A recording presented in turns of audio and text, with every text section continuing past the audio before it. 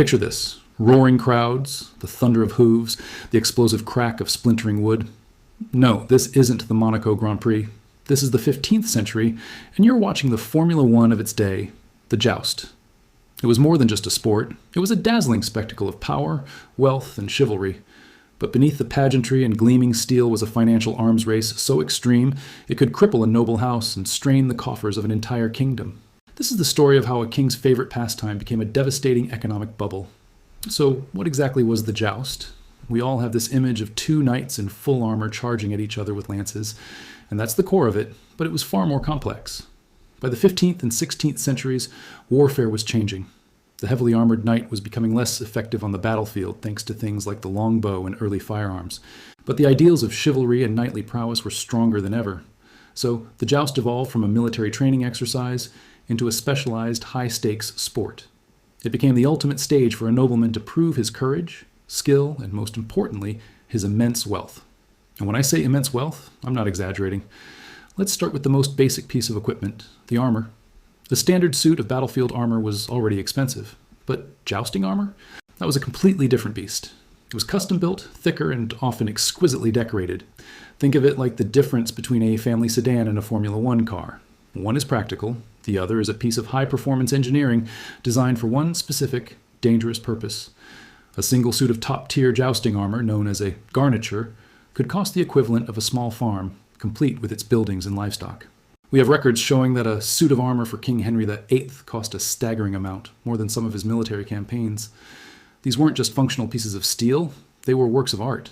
Master armorers in places like Augsburg and Milan would spend months, even years, creating a single suit, often inlaying it with gold, etching intricate patterns, and tailoring it perfectly to its owner. It was a wearable status symbol, a billboard proclaiming your financial might. And you didn't just have one. A serious competitor would have multiple sets for different types of jousts, along with spare parts, because these things took a beating. Then you have the horses. You couldn't just ride any old nag into the lists. You needed a destrier, a powerful warhorse bred for strength and temperament. These were the supercars of the medieval world, incredibly valuable and expensive to maintain. A nobleman would have a whole stable of them, each one a significant investment. Add to that the cost of custom-made horse armor, or barding, which was often just as ornate and expensive as the knight's own armor. But the spending didn't stop there. The lance itself was a consumable item. Knights would go through dozens of them in a single tournament. While not as pricey as armor, the cost added up. They were made of specific woods, like ash or fir, designed to break spectacularly upon impact. That's right, they were designed to be destroyed, a disposable luxury item for each pass.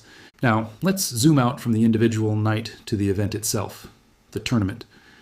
Hosting a tournament was a way for a king or a powerful duke to flex his financial and political muscle. Think of it like hosting the Olympics. You had to construct the jousting arena known as the lists. You needed grandstands for spectators, pavilions for the competing knights, and feasting halls. These events were multi-day festivals. There were banquets, dances, and other entertainments. The host was expected to provide lavish food and drink for hundreds, sometimes thousands of nobles and their entourages.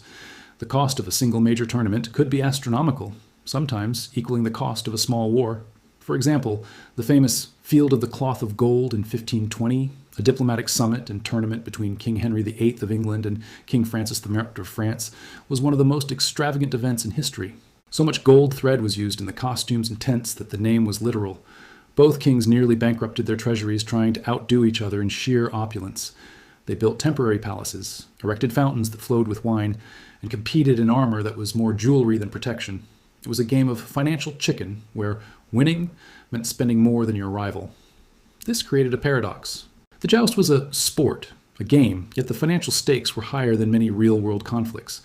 Why? Because it was all about honor and prestige. In the highly stratified society of the late Middle Ages, your reputation was everything. To be seen as powerful, you had to project an image of limitless wealth.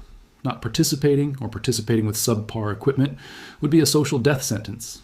It signaled that you were falling in the ranks. So, nobles were trapped. They had to spend, even if it meant going into crippling debt. Many lesser nobles bankrupted their estates trying to keep up. They would mortgage their lands, borrow heavily from merchants, and sell off family assets, all for a chance to shine for a few days at a tournament. It was a speculative bubble, but instead of stocks or real estate, the asset was social status. The return on investment was maintaining one's place in the court's hierarchy and maybe, just maybe, catching the eye of the king and winning favor or a lucrative appointment. Even kings weren't immune. While a king like Henry VIII could absorb the costs, it put a massive strain on the royal finances. The money spent on a single tournament could have been used to build ships, pay soldiers, or invest in infrastructure. Instead, it was literally shattered into splinters on the tournament field. It was a conscious choice. The political theater of the joust was deemed more valuable at that moment than practical long-term investments. By the end of the 16th century, the jousting bubble began to pop. The sheer cost was becoming unsustainable, even for the wealthiest. Furthermore, the cultural landscape was changing. The Renaissance brought new ideals, and the Protestant Reformation challenged the ostentatious displays of the Catholic courts. The focus of courtly life began to shift from martial prowess to arts, literature, and more subtle forms of political maneuvering. The death of King Henry II of France in a jousting accident in 1559 also sent a shockwave through Europe. It was a brutal reminder that, despite all the safety measures, this was still an incredibly dangerous game. The risk, combined with the absurd cost, made many question if it was all worth it. Slowly but surely, the grand tournament faded from prominence, replaced by less violent and less expensive courtly pursuits like ballet and opera.